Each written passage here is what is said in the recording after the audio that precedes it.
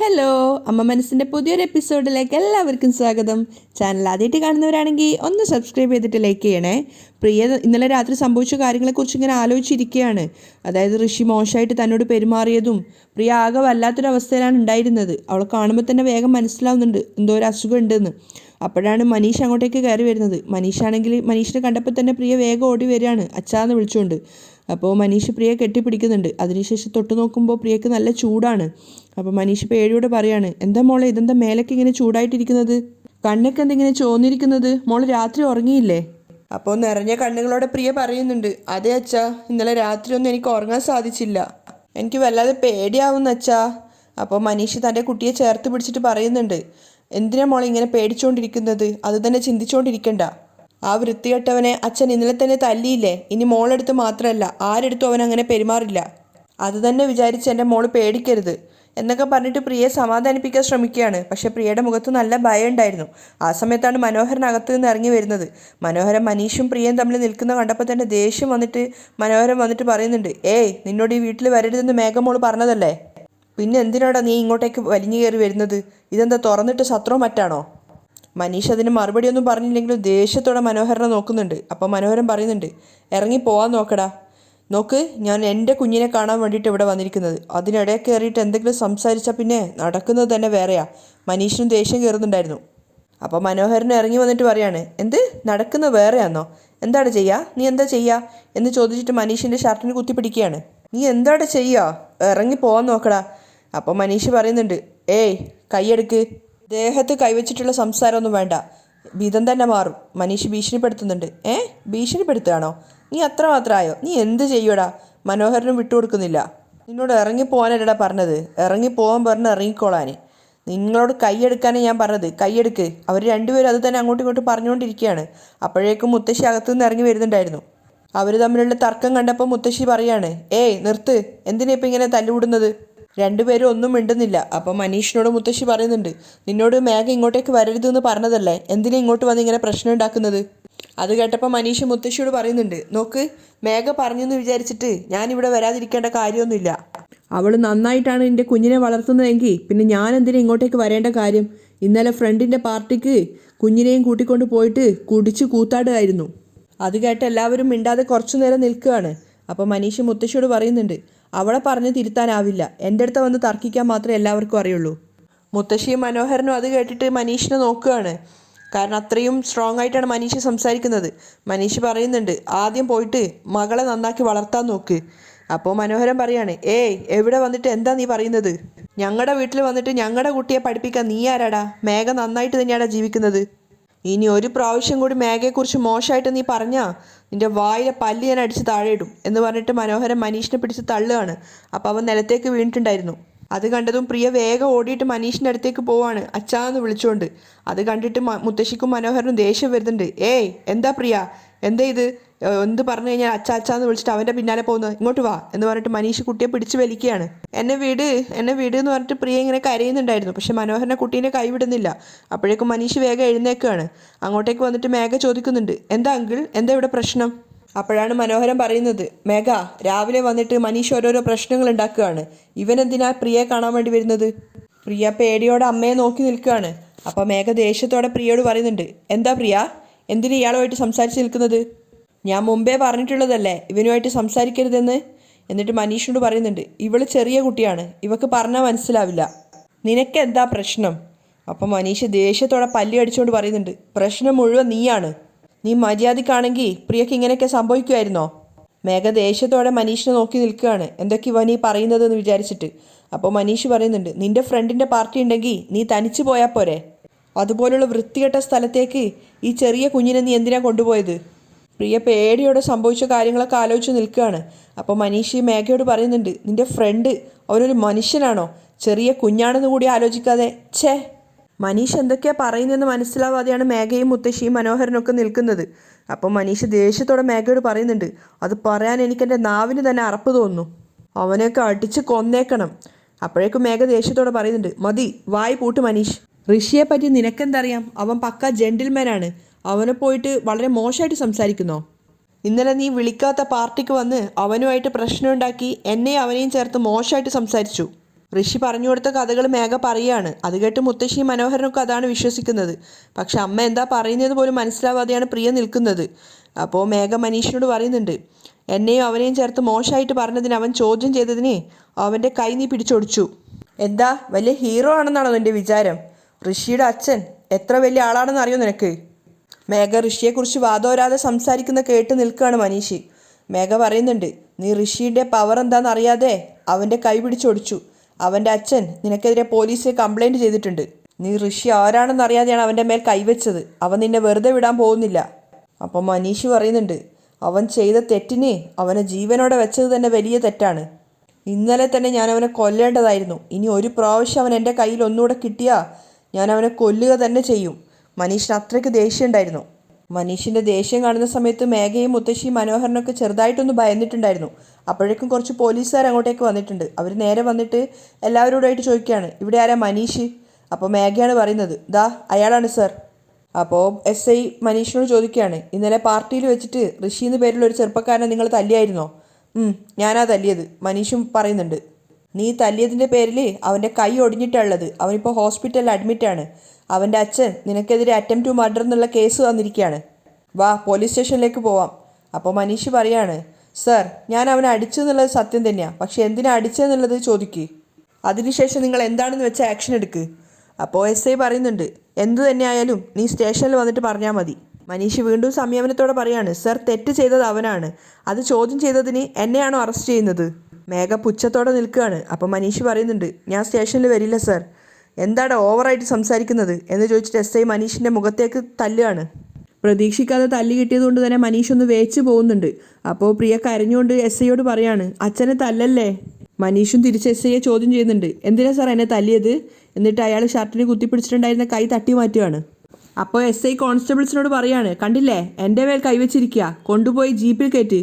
അപ്പോഴേക്കും കോൺസ്റ്റബിൾസ് എല്ലാവരും കൂടി മനീഷിനെ പിടിച്ചിട്ട് അവർ മനീഷിനെ പൊതിരെ തല്ലുകയാണ്. അത് കണ്ട് ആസ്വദിച്ച് നിൽക്കുകയാണ് മുത്തശ്ശിയും മനോഹരനും മേഘയൊക്കെ. പ്രിയ മാത്രമുണ്ട് കരഞ്ഞുകൊണ്ടിരിക്കുന്നു, അച്ഛനൊന്നും ചെയ്യല്ലേ അച്ഛനൊന്നും ചെയ്യല്ലേ എന്ന് പറഞ്ഞിട്ട്. എന്നിട്ട് അവരൊന്നും അനുസരിക്കുന്നില്ല എന്ന് കേട്ടപ്പോൾ മേഘയുടെ അടുത്ത് പോയിട്ട് യാചിക്കുകയാണ്, അമ്മ അച്ഛനൊന്നും ചെയ്യല്ല എന്ന് പറയമ്മ, അച്ഛനെ തല്ലല്ലേന്ന് പറയമ്മ, അച്ഛനെ തല്ലല്ലേന്ന് പറയമ്മ എന്ന് പറഞ്ഞിട്ട് കുഞ്ഞിങ്ങനെ മേഘയോട് കരയാണ്. മേഘ അത് കേട്ടത് കുഞ്ഞിന് നേരെ തട്ടിക്കയറുകയാണ്. വായ് പൂട്ട്, എന്തിനാ അയാളെ തല്ലണ്ടെന്ന് പറയുന്നത്? മനീഷ് നീ വിചാരിക്കുന്ന പോലെ അത്ര നല്ല ആളൊന്നുമല്ല. എൻ്റെ ഫ്രണ്ടിനെ തല്ലിയതാ അവൻ, അതുകൊണ്ട് നന്നായിട്ട് തല്ലി കിട്ടട്ടെ. മനീഷ് മേഘയും പ്രിയയും മാറി മാറി നോക്കുകയാണ്. അപ്പോൾ മേഘ SIയോട് പറയുന്നുണ്ട്, ആ ഋഷി എൻ്റെ കൂട്ടുകാരനാണ് സർ. അവൻ ശരിക്കും നിഷ്കളങ്കനാണ്. മനീഷ് അവനെക്കുറിച്ച് പറയുന്നതൊക്കെ കള്ളത്തരാണ്. ഋഷിയെ ഇവനാണ് മോശമായിട്ട് സംസാരിച്ചിട്ട് പ്രശ്നം ഉണ്ടാക്കിയത്. എന്നെയും ഋഷിയെയും ചേർത്ത് മോശം കാര്യങ്ങൾ പറഞ്ഞിട്ട് ഇവനാണ് പ്രശ്നം ഉണ്ടാക്കിയത്. സൊസൈറ്റിയിൽ നിലയും വിലയുള്ള ആളുടെ മകനെ പബ്ലിക്കായിട്ട് ഒരു കാരണമില്ലാതെ തല്ലിയത് ഇവനാണ്. ഇവന് ശരിയായ ശിക്ഷ തന്നെ കൊടുക്കണം സർ. അങ്ങനെയുള്ളപ്പോൾ മാത്രമേ ഇവനെപ്പോലുള്ള ആൾക്കാർക്കൊക്കെ ബുദ്ധി വരുള്ളൂ. അടിച്ചിട്ട് കൂട്ടിക്കൊണ്ട് പോയിക്കോ സർ. മനീഷിനെ കുറിച്ച് അത്രയും ഇതായിട്ടാണ് മേഘ സംസാരിക്കുന്നത്. ആ അവസരത്തിൽ മനോഹരന് പറയുന്നുണ്ട്, സർ ഇവനെ ലോക്കപ്പിലിട്ട് നന്നായിട്ട് തല്ലിക്കോ. ഇവന് കുറച്ച് സംസാരം അധികം കൂടുതലാണ്. ഇനി ഒരു കാരണവശാലും ഇവനെ പുറത്തേക്ക് വിടണ്ട. കൈയും കാലൊക്കെ ഒടിച്ചിട്ട് എവിടെയെങ്കിലും ഇട്ടോ സർ. മനീഷിനെ തല്ലിക്കൊണ്ടാണ് കോൺസ്റ്റബിൾസ് കൂട്ടിക്കൊണ്ടു പോകുന്നത്. മനീഷ് അവരെ കയ്യിൽ നിന്ന് കുതറാനൊക്കെ ശ്രമിക്കുന്നുണ്ട്. പ്രിയ മാത്രം ഓടിപ്പോയിട്ട് പിന്നീന്ന് കരഞ്ഞുകൊണ്ട് വിളിക്കുകയാണ്, അച്ഛനെ വെറുതെ വിടുന്നൊക്കെ കോൺസ്റ്റബിൾസിൻ്റെ കൈ പിടിച്ചിട്ട് അപേക്ഷിക്കുന്നുണ്ട്. അപ്പോൾ അവർ പ്രിയയെ പിടിച്ച് തള്ളുകയാണ്. പ്രിയ അവിടെ നിലത്ത് വീഴുന്നുണ്ട്. അപ്പോൾ അത് കണ്ട് മനീഷിനും സങ്കടമാവുകയാണ്. മേഘ വന്നിട്ട് പ്രിയയെ വലിച്ച് കൂട്ടിക്കൊണ്ടു പോവാണ്. പ്രിയ മേഘയോടും യാചിക്കുന്നുണ്ടായിരുന്നു, അച്ഛനെ വിടാൻ പറയമ്മ, അച്ഛ എന്നൊക്കെ പറഞ്ഞ് കുറേ കരയാണ്. പക്ഷെ ആരും തന്നെ അതൊന്നും വകവെക്കുന്നില്ല. പ്രിയയും വലിച്ചു കൂട്ടിക്കൊണ്ട് മേഘ അകത്തേക്ക് പോവാണ്. യാതൊരു കരുണയില്ലാതെയാണ് മനീഷിനോട് പോലീസുകാരാണെങ്കിലും മേഘയാണെങ്കിലും ഒക്കെ പെരുമാറിക്കൊണ്ടിരിക്കുന്നത്. സ്റ്റേഷനിലെത്തിയപ്പോഴും മനീഷിനൊരു കുറ്റവാളിയെ പോലെയൊക്കെയാണ് കൂട്ടിക്കൊണ്ടു പോകുന്നത്. അപ്പം മനീഷ് അവരോട് ചോദിക്കുന്നുണ്ട്, ഞാൻ നിങ്ങളുമായിട്ട് കോർപ്പറേറ്റ് ചെയ്യുന്നില്ല, പിന്നെ എന്തിനാ ഇങ്ങനെ എന്നെ ബലം പ്രയോഗിച്ച് കൊണ്ടുപോകുന്നത്? അപ്പോൾ SI മനീഷിനെ ചെകിട്ടത്ത് നോക്കി ഒന്ന് പൊട്ടിച്ചു കൊടുക്കുകയാണ്. എന്നിട്ട് പറയുന്നുണ്ട്, നീ കൈവച്ചത് എത്ര വലിയ ആളുടെ മോനാന്നറിയോ? ആളാരാന്നറിയാതെയാണ് നീ അവനെ തല്ലിയത്. നിന്നെക്കൊണ്ട് ഈ കേസിൽ നിന്ന് രക്ഷപ്പെടാൻ സാധിക്കില്ല. മനീഷ് എത്രയൊക്കെ യാചിച്ച് പറഞ്ഞിട്ടും അവരൊന്നും അവൻ പറയുന്നത് കേൾക്കാൻ പോലും കൂട്ടാക്കുന്നില്ല. നേരെ കൊണ്ടുപോയി ലോക്കപ്പിലിടുകയാണ്. SIക്കാണെങ്കിൽ അപ്പോഴേക്കും ഋഷിയുടെ അച്ഛൻ്റെ കോൾ വന്നിട്ടുണ്ടായിരുന്നു മനീഷിനെ തല്ലാൻ വേണ്ടിയിട്ട്. അതുപ്രകാരം അയാൾ നേരെ ലോക്കപ്പിലേക്ക് പോവാണ്. മനീഷ് അപ്പോഴും യാചിക്കുന്നുണ്ട്, സർ ഞാൻ തെറ്റൊന്നും ചെയ്തിട്ടില്ല സർ, എന്നെ പുറത്തേക്ക് വിട്. നീ അടിച്ചവൻ്റെ അച്ഛൻ ഇപ്പോൾ വിളിച്ചു വെച്ചതേ ഉള്ളൂ. നീ അടിച്ച ആ പയ്യൻ്റെ കൈയൊക്കെ ഒടിഞ്ഞിട്ട് അവൻ ഹോസ്പിറ്റലിലാണ് ഉള്ളത്. നിന്നെ വെറുതെ വിടരുതെന്ന് അവർ പറഞ്ഞിട്ടുള്ളത്. നിൻ്റെ പേരിൽ അറ്റംപ്റ്റ് ടു മർഡർ കേസ് ചെയ്യാൻ വേണ്ടിയിട്ട് അവർ പറയുന്നത്. മനീഷ് ശരിക്കും പെട്ട അവസ്ഥയിലായിട്ടുണ്ടായിരുന്നു. അവൻ എസ് ഐയോട് പറയാണ്, സർ ഞാൻ അവനെ അടിച്ചു എന്നുള്ളത് സത്യം തന്നെയാണ്, പക്ഷെ ഞാൻ അവനെ അടിച്ചത് എന്തിനാണെന്ന് ആരും എന്താ ചോദിക്കാത്തത്? ഏയ് നീ എന്താ വലിയ ഹീറോ ആണോ? ഒരുത്തനെ കൊല്ലുന്ന രീതിയിൽ അടിച്ച് ഹോസ്പിറ്റലാക്കിയിട്ട് കാരണം വരെ ചോദിക്കുന്നത്? നീ 5 വർഷം വരെ പുറത്തേക്ക് വരാത്ത രീതിയിൽ നിന്റെ പേരിൽ കേസ് ഇടാൻ വേണ്ടിയിട്ടാണ് അവർ പറയുന്നത്. മനീഷ് പറയുന്നത് പോലും കേൾക്കാൻ കൂട്ടാക്കാതെ എസ് ഐ പുറത്തേക്ക് പോയിട്ട് കോൺസ്റ്റബിൾസിനെ പറഞ്ഞു വിടുകയാണ്. അവർ വന്നിട്ട് മനീഷിനെ പൊതിരെ തല്ലുന്നുണ്ടായിരുന്നു. കുറേ തല്ല് കിട്ടിയതിന് ശേഷം മനീഷ് കോൺസ്റ്റബിൾസിനോട് പറയാണ്, സർ ഞാൻ എന്തിനാ അവനെ തല്ലിയതെന്ന് പറഞ്ഞാൽ നിങ്ങൾ എന്നെ ഇങ്ങനെ ഉപദ്രവിക്കില്ല. പക്ഷെ അവരൊന്നും നീതിയുടെ ന്യായത്തിൻ്റെ ഒപ്പം ആയിരുന്നില്ല. വായ് പൂട്ടടാ, വലിയ ആൾക്കാരുടെ വീട്ടിലെ പയ്യനെ കൈവച്ചിട്ട് സംസാരിക്കുന്നോ? അവർ മനീഷിനെ തല്ലി ചുരുട്ടിക്കൂട്ടി ഒരു ഭാഗത്തിട്ടിട്ട് പോവുകയാണ്. ആ സമയത്ത് പ്രിയ ഇങ്ങനെ കരഞ്ഞുകൊണ്ടിരിക്കുകയാണ്. മേഘയ്ക്ക് ദേഷ്യം വരുന്നുണ്ടായിരുന്നു. മനോഹരനോട് മേഘ പറയുന്നുണ്ട്, അങ്കിൾ ഇവളോട് അച്ഛ അച്ഛന്ന് വിളിക്കല്ലാന്ന് പറ. ഉള്ള പ്രശ്നത്തിൻ്റെ ഒക്കെ അവൾ പുതിയതായിട്ടൊരു പേര് കൂടി കണ്ടെത്തിന്, അച്ഛൻ. മേഘ ദേഷ്യത്തോടെ അവിടുന്ന് പോയപ്പോൾ മനോഹരൻ പ്രിയയോട് പറയുന്നുണ്ട്, പ്രിയ നീ എന്തേ ഈ അച്ഛ അച്ഛന്ന് വിളിച്ചുകൊണ്ടിരിക്കുന്നത്? അവരെ പരിചയപ്പെട്ടിട്ട് ആകെ ഒരാഴ്ച ആയിട്ടില്ല, അതിനു മുന്നേ അച്ഛനായോ? ഇങ്ങോട്ട് നോക്ക്, നിനക്ക് അമ്മ മാത്രമേ ഉള്ളൂ, അച്ഛനൊന്നുമില്ല, മനസ്സിലായോ? ഇപ്പം എന്താ പുതിയതായിട്ടൊരു അച്ഛനൊക്കെ വന്നിരിക്കുന്നത്? ഒരു കാര്യം ചെയ്, ഇന്നു മുതൽ മനീഷിനെ അങ്ങ് മറന്നേക്ക്, അതാ നിനക്ക് നല്ലത്. മനോഹരനും ദേഷ്യത്തോടെ അവിടുന്ന് പോവാണ്. പ്രിയ ഒന്നും പറയാതെ കരഞ്ഞുകൊണ്ടിരിക്കുന്നുണ്ട്. അവസാനം മുത്തശ്ശിയും വന്നിട്ട് പ്രിയയോട് പറയുന്നുണ്ട്, മനീഷ് നിൻ്റെ അമ്മയുടെ സ്വത്തുക്കൾ കണ്ടിട്ടാണ് വന്നിരിക്കുന്നത്, അല്ലാതെ നിങ്ങളുള്ള ഇഷ്ടം കൊണ്ടല്ല, അവനൊരു ദ്രോഹിയാണെന്നൊക്കെ പറഞ്ഞു കൊടുക്കുകയാണ്. മുത്തശ്ശി പറയുന്നൊന്നും പ്രിയയുടെ തലയിൽ കയറുന്നുണ്ടായിരുന്നില്ല. അവൾ വേഗം എഴുന്നേറ്റ് അവിടുന്ന് പോവാണ്. ഇതെവിടത്തേക്ക് ഇവൾ പോകുന്നതെന്നൊക്കെ മുത്തശ്ശി ചിന്തിക്കുന്നുണ്ട്. പ്രിയയാണെങ്കിൽ നേരെ പോയത് ചന്ദ്രികയുടെ അടുത്തേക്കായിരുന്നു. ചന്ദ്രികയുടെ അടുത്ത് എത്തിയിട്ട് കരഞ്ഞോണ്ട് പറയുകയാണ്. അപ്പോൾ ചന്ദ്രിക ചോദിക്കുന്നുണ്ട്, അമ്മ വഴക്ക് പറഞ്ഞതാണോ എന്ന്. ഒന്നുമല്ല, അവസാനം പ്രിയ സംഭവിച്ച കാര്യങ്ങളൊക്കെ ചന്ദ്രികയോട് പറഞ്ഞു കൊടുക്കുകയാണ്. അച്ഛനെ പോലീസ് പിടിച്ചു. അച്ഛനെ പോലീസ് പിടിക്കാനോ? എന്തിന് എന്ന് ചന്ദ്രിക ചോദിച്ചപ്പോൾ സംഭവിച്ച രാത്രിത്തെ മുഴുവൻ കാര്യങ്ങളടക്കം പ്രിയ പറഞ്ഞു കൊടുക്കുകയാണ്. അമ്മ പാർട്ടിക്ക് കൂട്ടിക്കൊണ്ടുപോയതും അമ്മയുടെ കൂട്ടുകാരെ മോശമായിട്ട് പെരുമാറിയതും അവിടെ അച്ഛനെ വിളിച്ചു വരുത്തിയിട്ട് അച്ഛൻ രക്ഷിച്ചതും ഇന്നിപ്പോൾ രാവിലെ അച്ഛൻ വന്നപ്പോൾ പോലീസുകാർ വന്നിട്ട് അച്ഛനെ പിടിച്ചു കൊണ്ടുപോയതും അമ്മ അച്ഛനെ തല്ലാൻ പറഞ്ഞിട്ട് പോലീസുകാർ അച്ഛനെ തല്ലിയതുമായിട്ടുള്ള എല്ലാ കാര്യങ്ങളും പ്രിയ ചന്ദ്രികയോട് പറഞ്ഞു കൊടുക്കുന്നുണ്ട്. മുഴുവൻ കേട്ടതിന് ശേഷം ചന്ദ്രിക വേഗം സിദ്ധാർത്ഥിൻ്റെ അടുത്തേക്കാണ് കൂട്ടിക്കൊണ്ടു പോകുന്നത്. പ്രിയ പറഞ്ഞ കാര്യങ്ങളൊക്കെ ചന്ദ്രിക സിദ്ധുവിനോടും പറഞ്ഞു കൊടുക്കുകയാണ്. അത് മുഴുവൻ കേട്ടിട്ട് സിദ്ധു പറയുന്നുണ്ട്, ഇങ്ങനെ ഒരു കാര്യം സംഭവിച്ചിട്ട് മോൾ എന്തുകൊണ്ട് എന്നോട് പറയാതിരുന്നത്? ചന്ദ്രിക പറഞ്ഞ കാര്യങ്ങളൊക്കെ സിദ്ധാർത്ഥിനെ വല്ലാതെ ഭയപ്പെടുത്തിയ കാര്യങ്ങൾ തന്നെയായിരുന്നു. അപ്പോൾ ചന്ദ്രിക പറയുന്നുണ്ട്, കുട്ടി പേടി കൊണ്ടാണ് ആരോടൊന്നും പറയാതിരുന്നത്. സിദ്ധു പ്രിയയെ സമാധാനിപ്പിക്കുകയാണ്. മോൾ ഇങ്ങോട്ട് നോക്ക്, മോൾ അച്ഛനെ പോലീസുകാരൊന്നും ചെയ്യില്ല, നമുക്ക് എത്രയും പെട്ടെന്ന് പോയിട്ട് അച്ഛനെ കൂട്ടിയിട്ട് വരാം. എന്നിട്ട് ചന്ദ്രികയെയും പ്രിയയെയും കൂട്ടിയിട്ട് സിദ്ധാർത്ഥ് പോലീസ് സ്റ്റേഷനിലേക്കാണ് പോകുന്നത്. സ്റ്റേഷനിലെത്തിയതിന് ശേഷം സിദ്ധാർത്ഥ് സ്വയം പരിചയപ്പെടുത്തുകയാണ്. അതിനുശേഷം മനീഷിൻ്റെ കൊളീഗാണെന്ന് പറഞ്ഞിട്ട് മനീഷ് ചെയ്ത തെറ്റിനെക്കുറിച്ചും അവന് തല്ലാനുണ്ടായ കാരണങ്ങളെക്കുറിച്ചും എനിക്ക് കുറച്ച് സത്യങ്ങൾ നിങ്ങളോട് പറയാനുണ്ടെന്ന് പറയുകയാണ്. എസ് ഐ അവരോട് ഇരിക്കാൻ പറയാണ്. പ്രിയയും കൂട്ടിയിട്ട് സിദ്ധു അവിടെ ഇരിക്കുമ്പോൾ എസ് ഐ ചോദിക്കുന്നുണ്ട്, ഈ കുട്ടി ആരാണ് സർ? നിങ്ങൾ അറസ്റ്റ് ചെയ്ത് വന്ന മനീഷിൻ്റെ മോളാണ് സർ. ഈ കുഞ്ഞിനെ എന്തിനാ ഇങ്ങോട്ടേക്ക് കൂട്ടിക്കൊണ്ട് വന്നത്? എസ് ഐ ചോദിച്ചപ്പോൾ സിദ്ധു പറയുന്നുണ്ട്, സർ ഈ കുട്ടിയാണ് വിക്ടിം, അതുകൊണ്ടാണ് ഇങ്ങോട്ട് കൂട്ടിയിട്ട് വന്നത് സർ. അപ്പോൾ എസ് ഐ ചോദിക്കുകയാണ്, ഈ കുട്ടി വിക്ടിമോ? നിങ്ങൾ എന്തൊക്കെയാണ് പറയുന്നത് മിസ്റ്റർ? അതെ സർ, ഇന്നലെ പാർട്ടിയിൽ എന്തൊക്കെയാണ് സംഭവിച്ചതെന്ന് പ്രിയ തന്നെ നിങ്ങളോട് മുഴുവനായിട്ട് പറയും. പ്രിയ പേടിയോടെ ഇരിക്കുകയാണ്. അപ്പോൾ ചന്ദ്രിക പറയുന്നുണ്ട്, പ്രിയ ഒന്നുകൊണ്ടും ഭയപ്പെടാതെ ഇന്നലെ പാർട്ടിയിൽ വെച്ച് എന്തൊക്കെയാണ് സംഭവിച്ചതെന്ന് സാറിനോട് പറഞ്ഞു കൊടുക്ക്. സംഭവിച്ച കാര്യങ്ങളൊക്കെ പ്രിയ വീണ്ടും എസ് ഐയോട് പറഞ്ഞു കൊടുക്കുകയാണ്. എല്ലാം കേട്ടതിന് ശേഷം എസ് ഐ ചോദിക്കുന്നുണ്ട്, കുട്ടി പറയുന്നതൊക്കെ സത്യമാണോ? അതെ സർ, ഞാൻ പറയുന്നതൊക്കെ സത്യമാണ്. അപ്പോൾ എസ് ഐ ചോദിക്കുന്നുണ്ട്, നിൻ്റെ അച്ഛനെ അറസ്റ്റ് ചെയ്തിട്ട് ലോക്കപ്പിലിട്ടത് കൊണ്ട് നിന്നെക്കൊണ്ട് ആരെങ്കിലും ഇങ്ങനെ പറയിപ്പിക്കുന്നതാണോ? അല്ല സർ, ഞാൻ പറയുന്നത് സത്യമാണ്. അപ്പോൾ സിദ്ധു പറയുന്നുണ്ട്, സർ പ്രിയയുടെ അടുത്ത് ഇങ്ങനെ മോശമായിട്ട് പെരുമാറിയ ഋഷിയുടെ മേൽ ഞങ്ങൾക്ക് കംപ്ലൈൻ്റ് ഉണ്ട്. അപ്പോൾ എസ് ഐ സിദ്ധുവിനോട് പറയാണ്, നിങ്ങൾ ആരുടെ പേരിലാണ് കംപ്ലൈൻറ്റ് കൊടുക്കണമെന്ന് പറയുന്നത് മനസ്സിലായോ? അപ്പോൾ വലിയ വീട്ടിലെ പയ്യനാണ്. നിങ്ങൾ പറയുന്നതിൽ എന്തെങ്കിലും കള്ളത്തരം ഉണ്ടെങ്കിൽ അവർ നിങ്ങളെ വെറുതെ വിടില്ല. സർ പ്രിയ പറഞ്ഞതൊക്കെ സത്യമാണ് സർ. അപ്പോൾ എസ് ഐ ചോദിക്കുന്നുണ്ട്, ശരി നിങ്ങൾ പറഞ്ഞതൊക്കെ സത്യമാണ്, പക്ഷെ അതിനൊക്കെ എന്താ തെളിവുള്ളത്?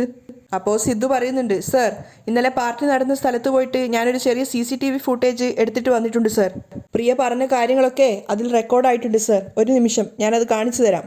ദാ ഈ ഫുട്ടേജ് നോക്ക് എന്ന് പറഞ്ഞിട്ട് സിദ്ധു തൻ്റെ ഫോൺ എസ് ഐക്ക് കൊടുക്കുകയാണ്. അപ്പോൾ പ്രിയ പറഞ്ഞ കാര്യങ്ങളൊക്കെ ആ ഒരു CCTV ഫുട്ടേജിൽ ഉണ്ടായിരുന്നു. എസ് ഐ അത് നോക്കിക്കൊണ്ട് സിദ്ധാർത്ഥിനെ നോക്കുകയാണ്. അവിടെയാണ് ഇന്നത്തെ എപ്പിസോഡ് വൈൻഡപ്പ് ചെയ്യുന്നത്.